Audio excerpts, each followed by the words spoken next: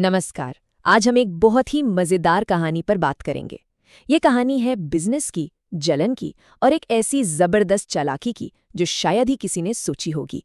जरा सोचिए, क्या हो अगर कोई आपका हर एक आइडिया, हर एक कदम हूबहू कॉपी करने लगे। बस यही कहानी है हरी की। एक ऐसा बिजनेसमैन जो आगे तो बढ़ना चाहता था, पर उसका पड़ोसी उसे आगे बढ़ने ही नहीं दे रहा था। तो कहानी है दो सौदागरों की और एक की परछाई की। देखिए, हरी बहुत ही मेहनती व्यापारी था, पर उसकी एक ही दिक्कत थी, एक साया जो उसके हर बिजनेस को शुरू होने से पहले ही डुबा देता था। तो प्रॉब्लम असल में ये थी, हरी ने मान लीजिए मीठे कद्दू बेचने शुरू किए। अगले ही दिन उसका पड़ोसी भी वही कद्दू और भी कम दाम में बेचने लगता। हरी ने सोचा, चलो महंगी हिल्सा मछली बेचते हैं। तो पड़ोसी ने वही मछली उससे भी सस्ते में बेचकर सारे के सारे कस्टमर अपनी तरफ खींच लिए। मतलब ये एक ऐसा चक्कर था जो खत्म ही नहीं हो रहा था और हरी को बर्बाद कर रहा था। और ये जो मछली वाली बात हुई ना, वो आखिरी कील साबित हुई। आप सोच सकते हैं कि उसे कैसा लगा होगा, इतनी मेहनत और सब पानी में। बस उसका सब्र का बांध टूट गया। उसने फैसला कर लिया, अब और नहीं। उसने हार मान ली। लेकिन कहानी में असली मोड़ तो अब आना था।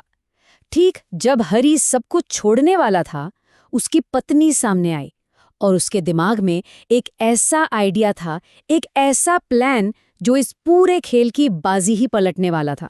अगले ही दिन कुछ बहुत अजीब होना शुरू हुआ। हरी ने कुछ मिस्त्रियों को बुलाया, लेकिन वो घर नहीं बना रहे थे। वो उसकी छत पर एक बहुत बड़ा बिना खिड़की वाला कमरा बना रहे थे। आस पड़ोस में बातें शुरू हो गई, आखिर हरी के दिमाग में चल क्या रहा है। और ये है उस कमरे का राज। वो किसी नए सामान के लिए नहीं था। रात के अंधेरे में हरी उस कमरे में चुपके से बकरियां ला रहा था। हाँ, उसने अपनी छत पर ही एक सीक्रेट बकरी फार्म बना लिया था, बिल्कुल अपने उस नकलची पड़ोसी की नजरों से दूर। अब जैसा कि होना ही था, पड़ोसी से रहा नहीं गया। उसकी उत्सुकता बढ़ती जा रही थी। आखिर छत पर हो क्या रहा है? तो उसने वही किया जो जलने वाले लोग करते हैं। उसने अपनी पत्नी को जासूसी के लिए भेज दिया। लेकिन हरी की पत्नी तो पहले से ही तैयार थी। अब शुरू होने वाला था प्लान का दूसरा हिस्सा, ध्यान भटकाना। वो पड़ोसी की पत्नी को एक ऐसी कहानी सुनाने वाली थी जो उन्हें सही रास्ते से कोसों दूर ले जाएगी। तो पड़ोसी की पत्नी ने सीधे सीधे पूछ लिया, भाई छत पर चल क्या रहा है?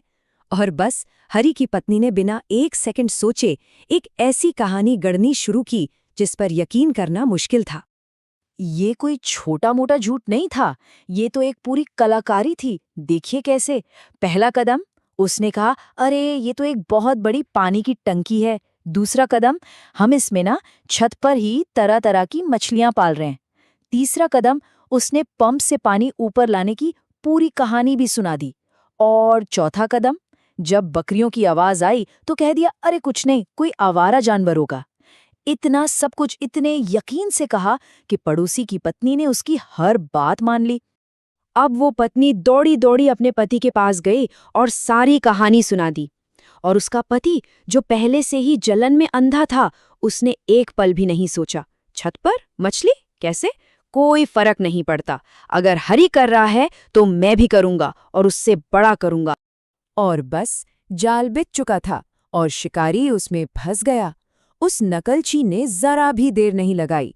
उसने अपनी छत पर एक बहुत बड़ी पानी की टंकी बनवाई और उसे पानी और मछलियों से भर दिया। उसे जरा भी अंदाजा नहीं था कि वो कितनी बड़ी चाल में फंस चुका है। तो अब देखिए क्या हो रहा था। दो पड़ोसी, दो छतें और दो बिल्कुल अलग अलग बिजनेस। एक तरफ हरी की छत पर था असली मुनाफे वाला बकरी फार्म और दूसरी तरफ पड़ोसी की छत पर एक झूठा विनाशकारी मछली टैंक। अब यहाँ से पड़ोसी की बर्बादी शुरू हुई। पहले 15 दिनों में ही घर की दीवारों में सीलन आने लगी, फिर पानी टपकना शुरू हो गया और ठीक 30वें दिन वही हुआ जिसका डर था। घर की छत इतनी बड़ी टंकी का वजन नहीं सह पाई और पूरा का पूरा घर ढह गया।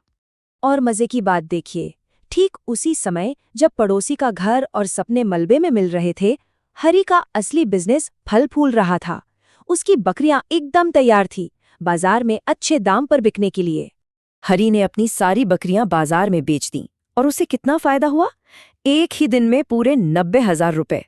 उसकी पत्नी का प्लान उम्मीद से भी कहीं ज्यादा कामयाब रहा। अब पड़ोसी का तो सब कुछ लुट चुका था, तो वो सीधा हरी के पास गया जवाब मांगने। और इस बार हरी को डरने की कोई जरूरत नहीं थी। वो उसे जिंदगी का सबसे बड़ा सबक सिखाने के लिए तैयार था। हरी ने उसे सब सच सच बता दिया कि कोई मछली नहीं थी, सिर्फ बकरियां थीं। उसने साफ साफ कहा, तुमने अपनी पूरी जिंदगी मेरी नकल की, अब देखो उसी का नतीजा भुगत रहे हो। और हाँ, ये सब मेरी पत्नी का ही दिमाग था। तो इस कहानी से क्या सबक मिलता है? यही कि दूसरों की सफलता पर ध्यान लगाने और उनसे जलने का अंजाम क्या होता है। ये कहानी हमें बहुत साफ तौर पर बताती है कि जलन और नकल इंसान को बर्बादी की तरफ ही ले जाती है। असली कामयाबी तो अपने रास्ते पर चलने से, अपनी बुद्धि का इस्तेमाल करने से ही मिलती है।